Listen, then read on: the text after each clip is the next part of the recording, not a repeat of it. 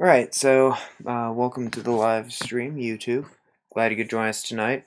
I'm starting a little bit later tonight because reasons. Alright, so sorry class. Welcome to the live stream. Let's get to the reading. My phone battery I had to charge it for 2 minutes. It died right before the live stream. Welcome Winsy to the live stream. I'm going to put up the lesson. Welcome watching CO9, welcome 841, welcome Ratch 935. I'm glad you could all join us tonight. Let me just put up our first little bit of reading, and let us read together about the 52nd wonder of China, lacquer work. I hope you're having a good evening, Winsy, and here we go. With the quote at the top of the page, ancient or modern carved red lacquer should be judged by the thickness of the lacquer, the fresh red color, and its strength and weight. The pieces on which are carved sword, ring patterns, and grass scrolls are especially fine. So my mom originally got it a long time ago on a business trip, I believe. And that's where I got this book originally. Welcome back, Sydney 110216. Glad you could rejoin us tonight. So let's start with the section below. The Chinese seem to have been the first to discover and exploit the properties of lacquer. The lacquer produced in China comes mainly from the so-called lacquer tree, Rus vernifuge, which is indigenous to the country, and is found today in central and South China, although in previous times it grew over a much larger area. The sap of the lacquer tree was harvested as viscous gray substance. Welcome, Piper Lannister. I'm glad you could join us tonight. So I got this book. My mom got this book when she was on a business trip years ago, and I've had it ever since. So I can tell you the book is called The 70 Wonders of China.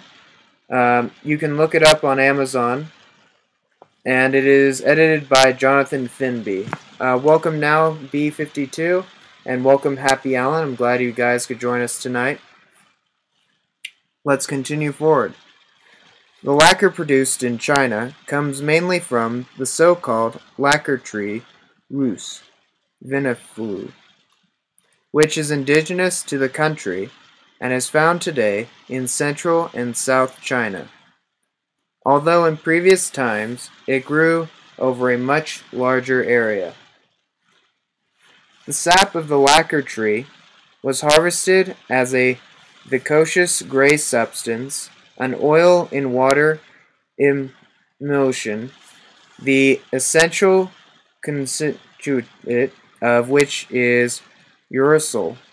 On exposure to oxygen, this spontaneously polymers, and this results in a material somewhat resembling.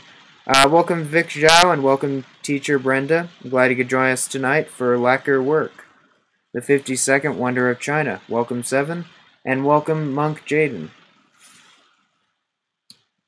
It can be applied both organically and inorganic materials, and is resistant to water, to acids, to heat, and to termites. It can be used as adhesive, and is even electrically insulating. Indeed, in East Asia in the 20th century, it was still sometimes used to provide a coating for laboratory benches and conservation work tables. It is also quite strong, and therefore an excellent material to use as a protective coating for organic materials such as wood and leather. Welcome back, Happy Allen. Glad you could rejoin us. As well as these practical uses, when applied properly, it will take on a beautiful glossy sheen It can be combined from certain pigments to produce dramatic colors. It can be used to paint designs, and when applied in many layers, it can be carved. Welcome 1339 91 71 88 6, and welcome Petri C. Glad you could join us for tonight's live stream. We are looking at the lacquer work, 52nd Wonder of China. Welcome Ling Ir. The earliest lacquered object so far discovered in China comes from the Neolithic site of Amundu, 3000 to 5000 BC. Welcome Maiko. Near Hongzhou and Xinjiang province. Even on this rough wooden bowl, the lacquer has been colored red so that it provided both protection and decoration. There are only a limited number of pigments that can be combined with lacquer, and red and black have remained the most popular colors for lacquer up to the present day. It is 8:17 p.m. and thank you for the donation. Welcome back, Petrici. There are only limited number of pigments that can be combined with lacquer, and red and black have remained the most popular colors for lacquer up to the present day. During the early Bronze Age, the use of lacquer became more widespread and more decorative.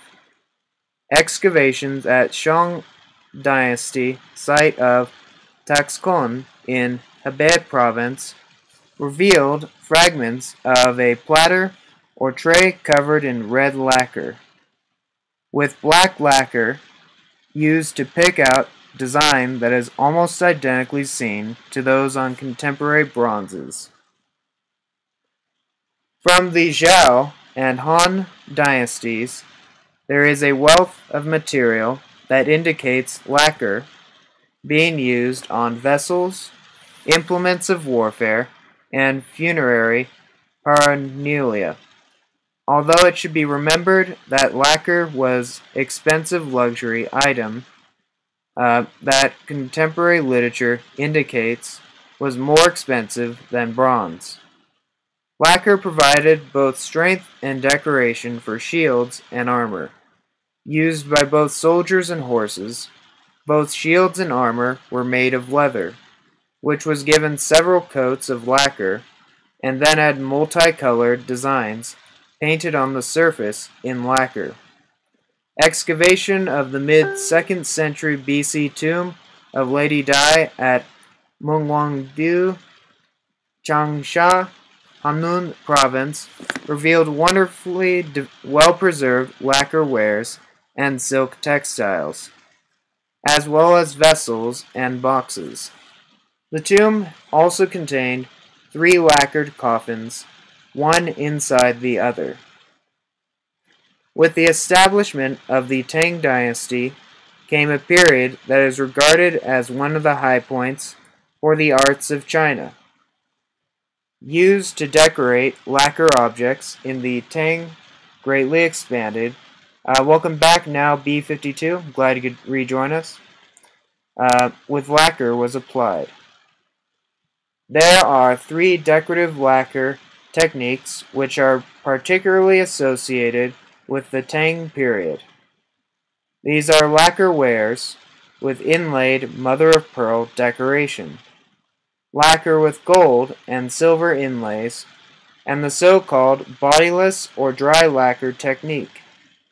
When mother-of-pearl was used to decorate Tang dynasty lacquer objects, such as the backs of bronze mirrors or musical instruments. Welcome Sylvia Shi to the live stream. Glad you could join us tonight. And welcome back Petrici to the live stream. The pieces were usually relatively thick and whilst in color, often from the shell of Turbo Corntus or Turbo Martimus. Welcome Yo-Yo Maria. And decorative details were incised into upper surface of the shell.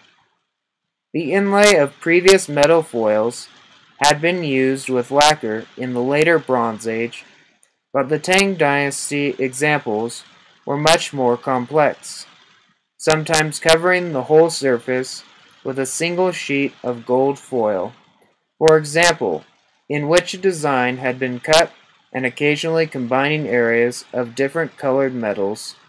Decorative details were sometimes incised into the surface of metal foil. Records indicate that the bodiless or dry lacquer technique was established in the Han period for vessels, and for sculptures in the Eastern Jing. A clay core provided the shape of the image onto which fabric and then lacquer was applied. The clay was then washed out, leaving light but strong objects. It became a popular technique for making Buddhist images in the Tang Dynasty in the south of China.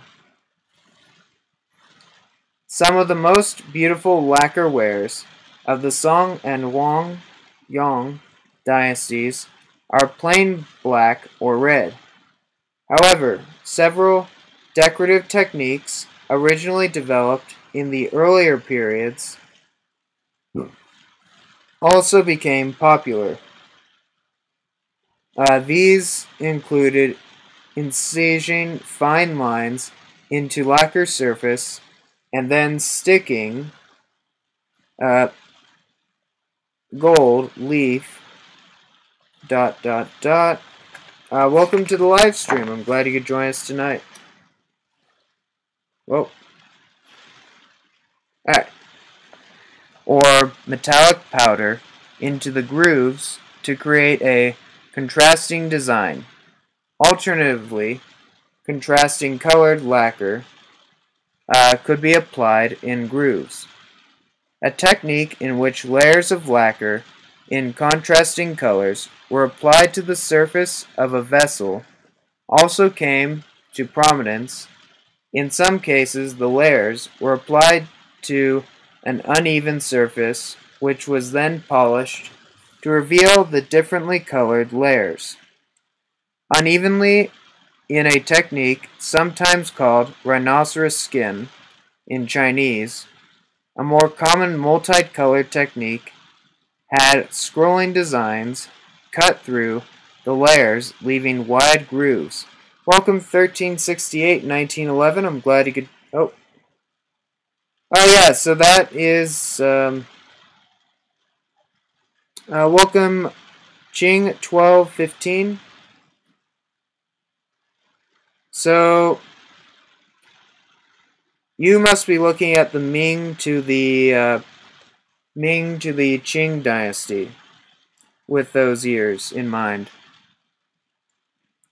A more common welcome young man to the live stream on the art of lacquer.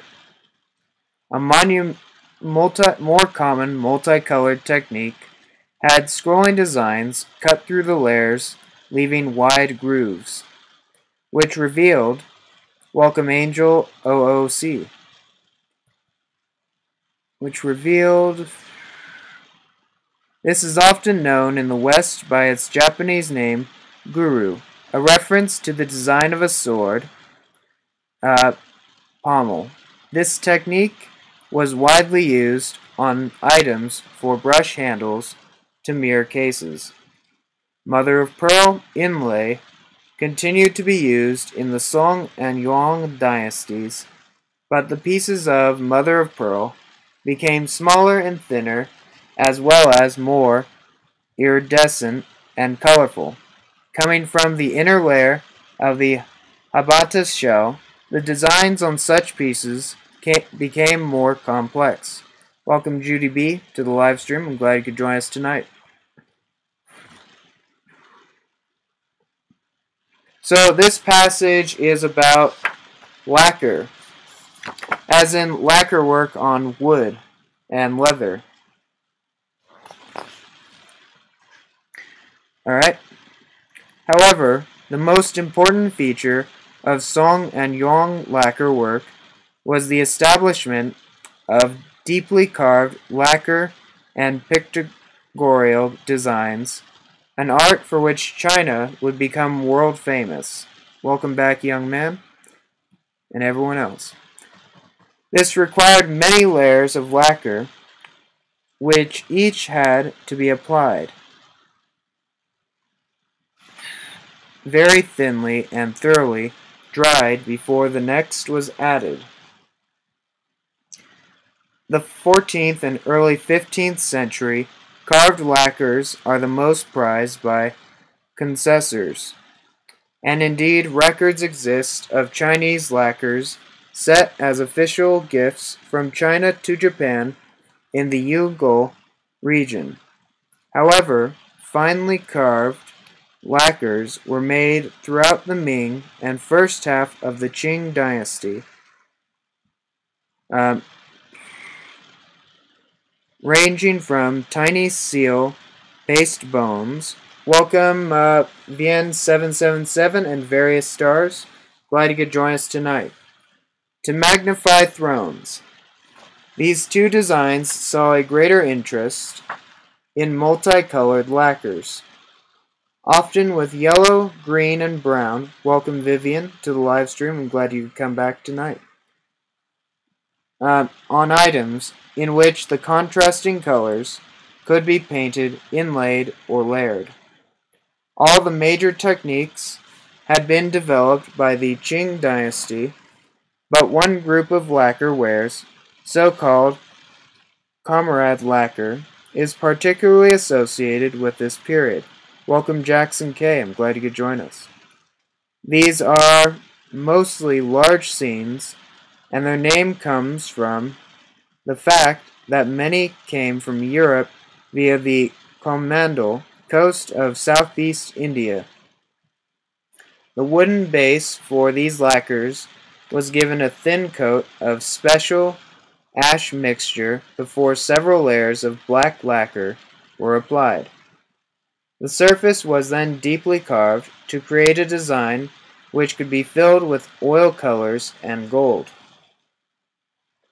In the late Qing period, although imperial lacquer workshops, welcome Sydney Chow, glad you could join us tonight, in Suzhou closed down, lacquer wares continued to be made elsewhere in China. Lacquered items with painted gold decoration were made for export to Europe and America in workshops in southeast China, such as those in Fujian and Guangdong provinces. Today, lacquer ware is still made in many of the areas of China traditionally associated with the craft. While the modern carved lacquers rarely reach the high standards of the finest early pieces, and prospective buyers should beware of synthetic imitations, experimentation with new forms and new variants of traditional techniques means that lacquer remains a lively industry in modern China. Welcome Chris F. and welcome DH8B. Glad you could join us tonight. We had just gone through Lacquer Works, and actually that was a spare picture. So, end of lacquer. Let's go through some of the pictures. Right here is a lacquer chair, lacquer work chair. Specifically a throne. Welcome Crown, Diamond, Jewels, and Trophy to the live stream. I'm curious about the name, but I'm glad you could join. Over here are workers hand painting a lacquer screen in a modern workshop, as you can tell. The page prior, welcome Jenny USA. We are finishing up lacquer. Right here is a lacquer chest, one of the 3 coffins belonging to Lady Dai, excavated at Mongongdu, Changsha, Hana Province. And over here is a red lacquer box, 24.4 centimeters. and it shows two heroes in a duel. Now, yesterday, when we did porcelain, we actually did not look at the pictures, so we'll take 2 minutes to do that right now.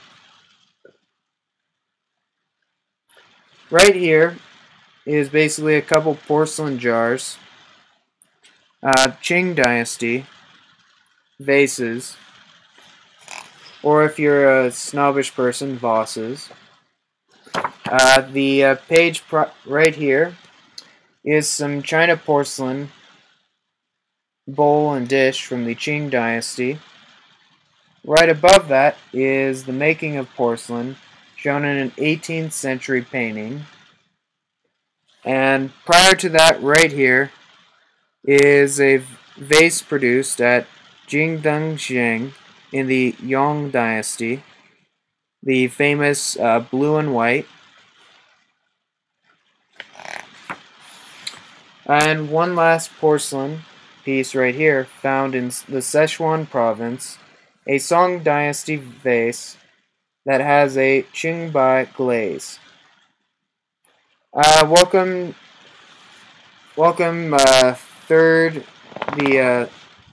square root of 3. I'm glad you could join us tonight, and everyone else. So, we're going to move on to sculpture, the 53rd wonder of China. Welcome back, you and me, and I hope you guys enjoy this next section. Let's see. Alright, so I like Chinese culture. I like a lot of cultures, and the reason I'm doing this live stream in particular was because this book has material that is somewhat easy to read and interpret, as well as this book having plenty of pictures to look through and look at. For example, as you can see on the sculpture, the second page of the sculpture, which shouldn't be up, you can see a painting of a terracotta figure of a dancing lady. In many of my college books, there are pretty much no pictures in any of the pages. This book is great because it has a large sum of text and a balanced amount of pictures, in which I can read the text and you, the students, can follow more easily. Also, especially in the city sections, you could welcome Chinglish. Glad you could join us. In the city sections, you could usually spot a student or two who had a story about them, and we could all discuss it together in the chat. So, with that in mind, let us move on to sculpture, the 53rd wonder of China. Let's see. There we are. We'll start with the quote at the top of the page here. To the east, there opens a jade image hall, where white Buddhas sit like seared trees.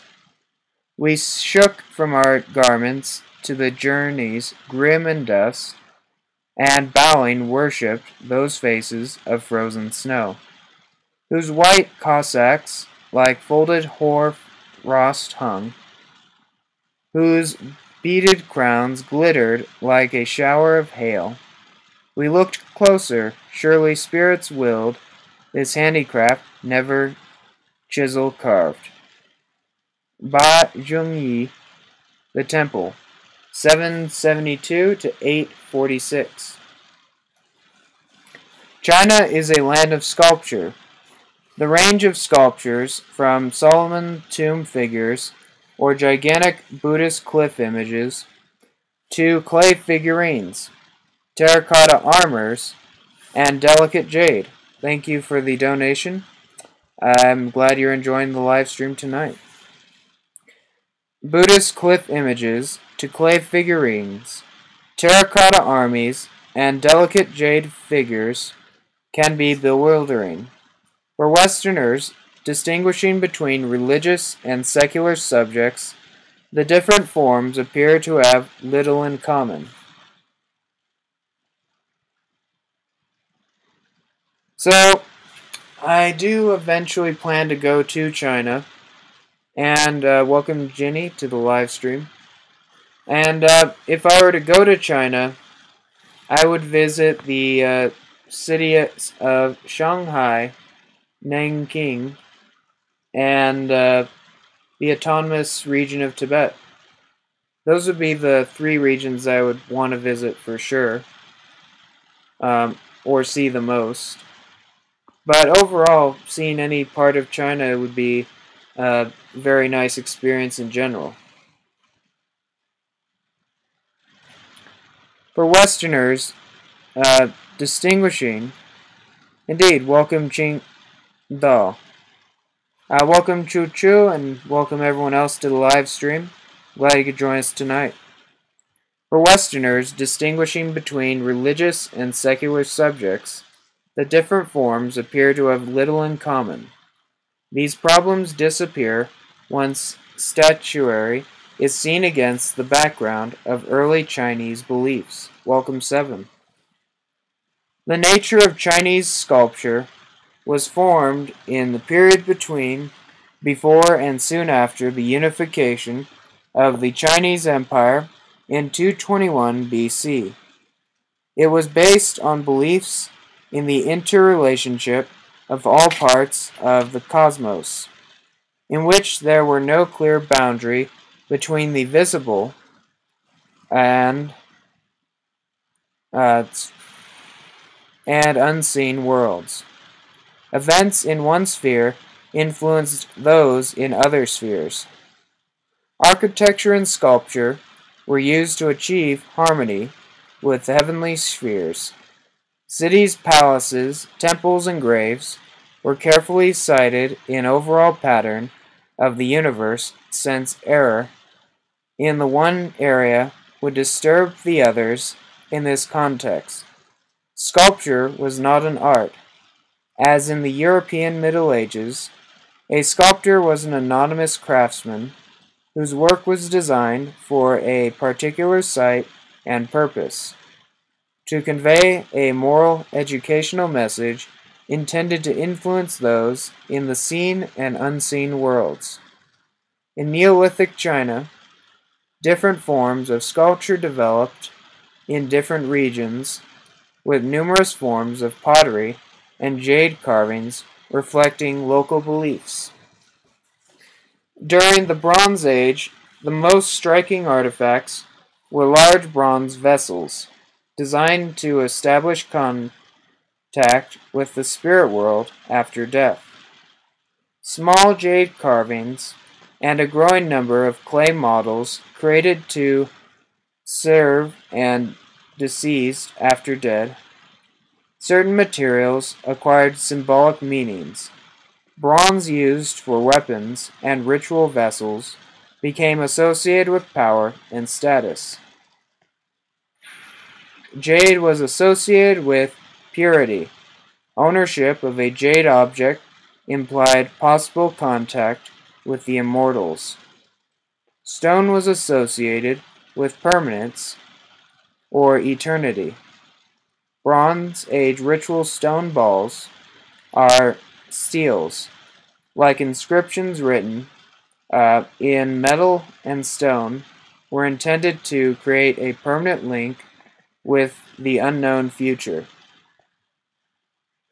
The unification of China in 221 BC by Sheng Hongdi, the first emperor, bringing together the techniques and ideas of the previously independent kingdoms, gave sculpture a role at the heart of the state. Above ground, the emperor's palaces were figures made from melted weapons of defeated statues. Below ground, within and without his tomb, models such as the army of terracotta warriors um, were designed to serve the emperor after death. Recent excavations of the 2nd century BC Han Dynasty tombs reveal a similar picture. At Yangling tomb joint of Han Jingdai and his wife, reliable estimates suggest that nearly 10,000 terracotta figures were made, whilst the majority were painted models like the earlier terracotta warriors. A small group of men, women, and eunuchs were modeled, nude and flexible wooden arms. Each figure was then clothed in silk, gauze, or hemp according to its role. Seldom can the underlying belief in the creational powers of sculpture have been made so clear. Welcome 891 and everyone else who joined. I'm glad you can make it tonight. We are on sculpture, the 53rd wonder of China. In the early 1st and 2nd centuries AD, a dynastic change in tomb arrangements gave stone sculpture a dominant role in imperial burials. The underground world of the Qing and Western Han, with their vast pits outside the central tomb, were now concentrated within the tomb complex. Above ground, an avenue or spirit road of stone men and or animals provided status and protecting below. Within the underground palace, terracotta figurines recreated the known world of the deceased, whilst wall reliefs and paintings placed the tombs correctly in the world of spirits. This new pattern lasted until the fall of the empire in 1911. Each dynasty redesigned the content of its spirit road to give a designed picture of its rule and seek protection or help from the other world, and the believed powers of stone were harnessed by authority for political, educational, and spiritual purposes. After the fall of the Han Dynasty, during the period of disunion, Buddhism spread through both parts of now divided China.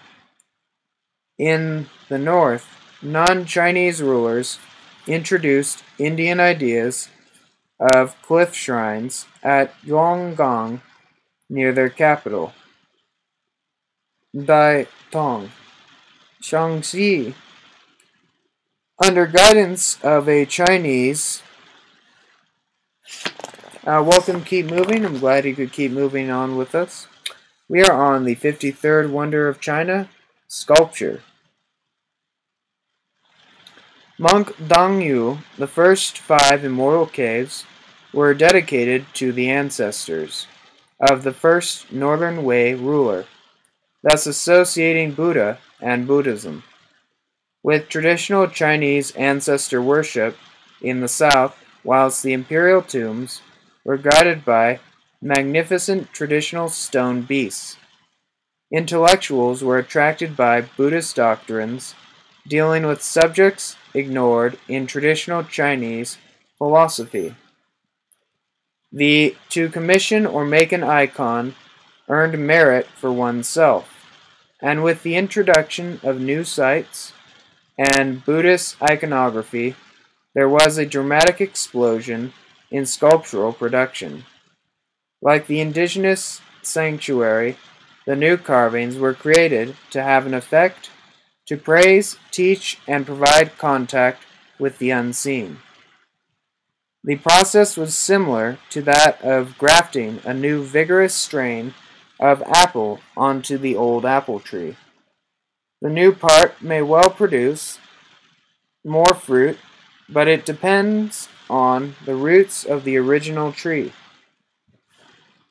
Under the Su, Tang, and Song dynasties' prosperity, foreign contacts, and the growth of commerce and a middle class provided the change to explore every branch of sculpture.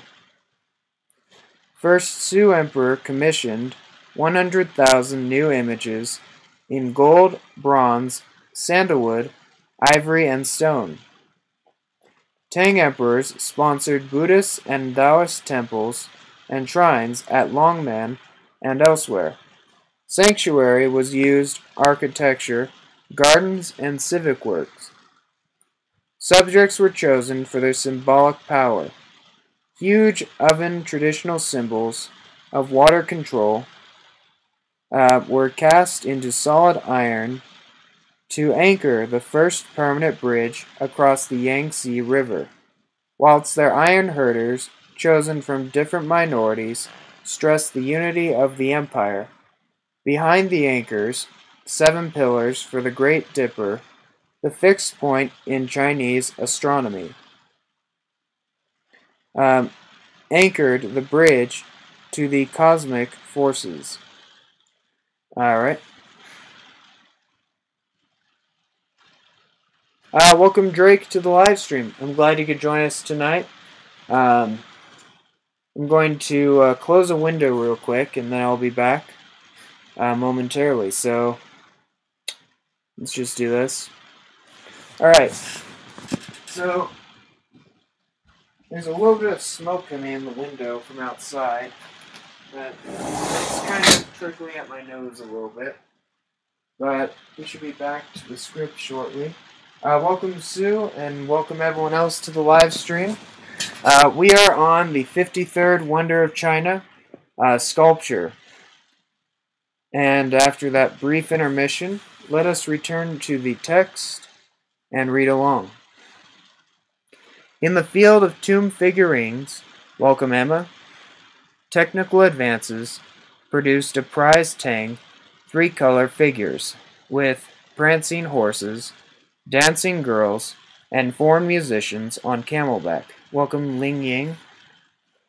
Tang and Song emperors used portrait statues of themselves to increase their popularity. Buddhism, like Taoism, became increasingly absorbed in popular religion, in which local gods and nature spirits played a part in the gap between supreme figures and mankind was lessened.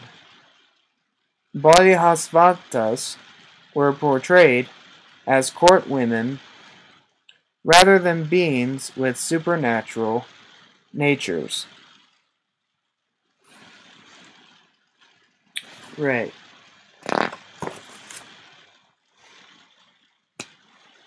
The Yuan dynasty brought major changes in attitudes towards self-sculptural works.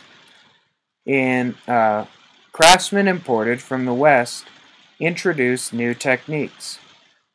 Ignorant or indifferent to local belief in the power of images, these skilled workers paid great attention to detail, technical skill, and appearance, then to the meaning of the figure, and the choice of medium ceased to express a decisive part of the message.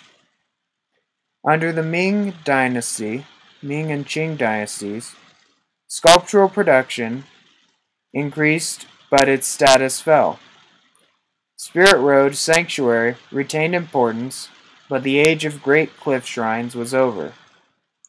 Buddhism was no longer supplied the necessary magnificence, and contacts with the unseen world were confined to temples, small local shrines, household rituals. Currently, Emma, I am just reading, but if you guys have any stories or depictions of sculptures, feel free to post them in the comments below.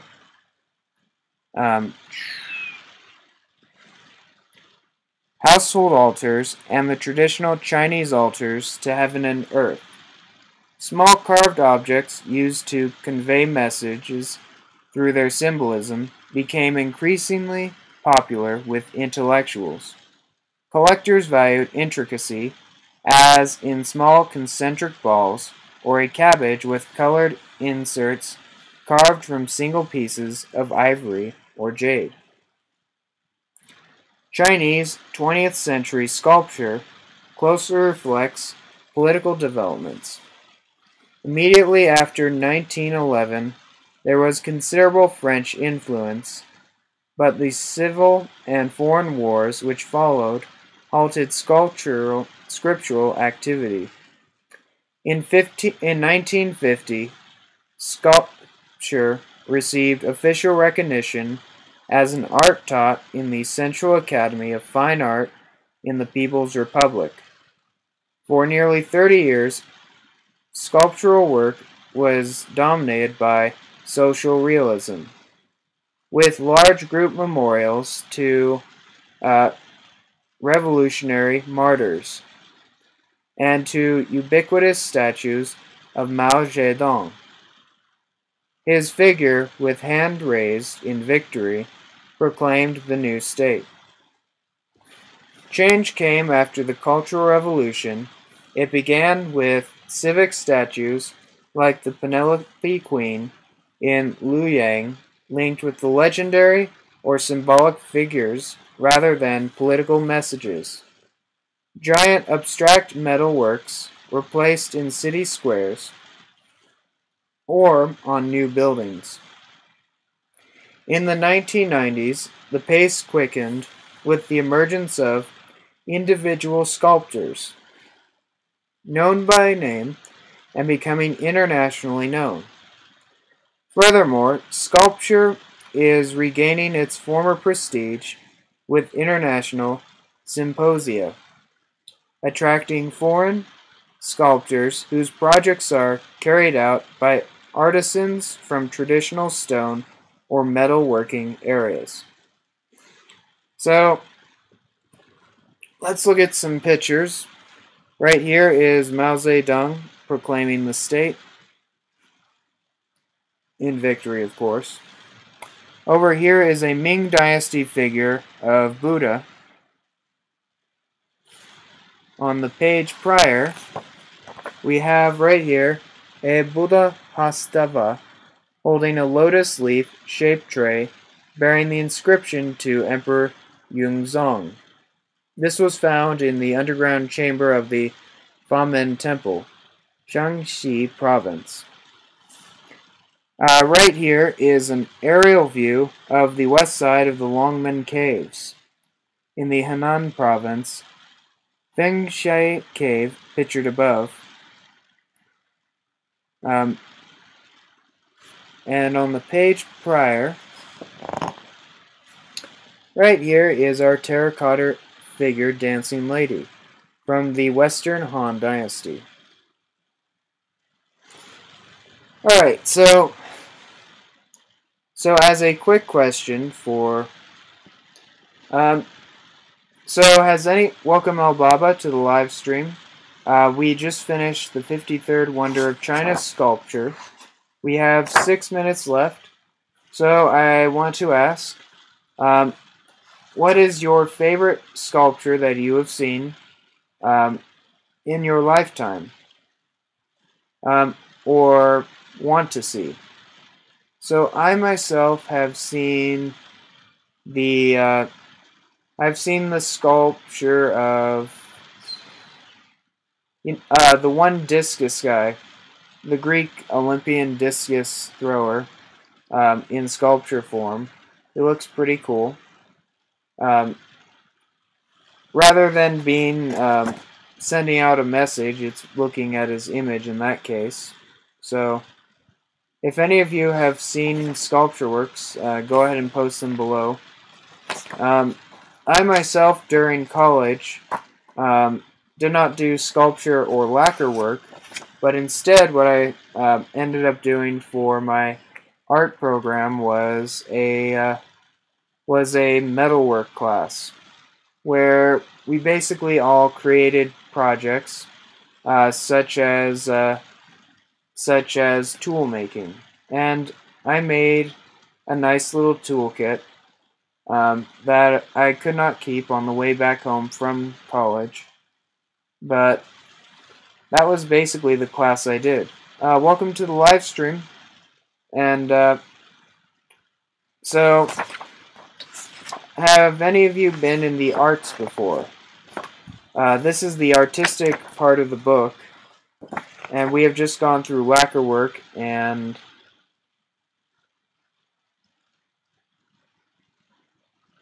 so I actually have not seen the Free Ferry in New York, but let me get a picture of it on my computer right here so that I can show you.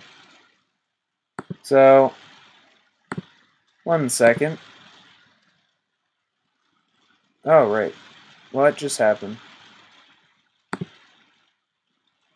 So, let me just get a picture of the Free Ferry. My computer's taking a second to load. So, let's see, other sculpture works. Very famous one is the sculpture of David in Italy. I just got my computer.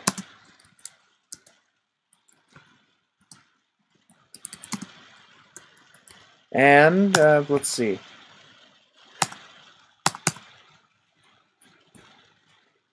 Alright, this is taking a second too long.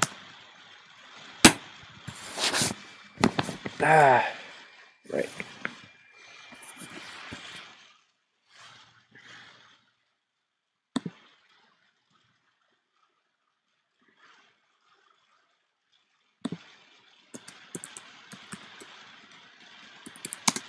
Alright. Oh, do you mean the Statue of Liberty? Okay. So, the Statue of Liberty is not called the Free Ferry, but no, it's actually called the Statue of Liberty. That's why I was kind of confused. But welcome 143. I'm glad you could join us tonight. Here's the Statue of Liberty in a picture. Right here. I myself have been to the Statue of Liberty once, I think. Yeah, I've been to the Statue of Liberty once, but it's been over 10 years ago. So you basically see that. So she's actually made of a copper, which is why the Statue of Liberty has a green tint, is from the sea air mixing with the copper. Her torch above is basically a different material than the rest of the statue, just to keep the image of a torch going. And it was originally built in France, torn apart, and rebuilt in the United States. So, that is the Statue of Liberty. So are there any other statues or sculptures that you would like to see? Post them in the comments below and we'll go search for one or two more since we're on the last couple minutes. Welcome 64. I'm glad you could join us tonight. We just did lacquerworks and sculpture. Actually, speaking of lacquerworks, my grandpa, a long time ago, worked with leather on his spare time, and we still have some of his spare leather crafts. I don't know exactly where they're stored, but they are around here somewhere. So, it is overtime, and if you guys want to chat more, ask any more questions about the material, or ask for a private lesson on the 70 Wonders of China, hit me up afterward. I hope you all have a good night. Or a good day, since it's noon. Have a good lunch.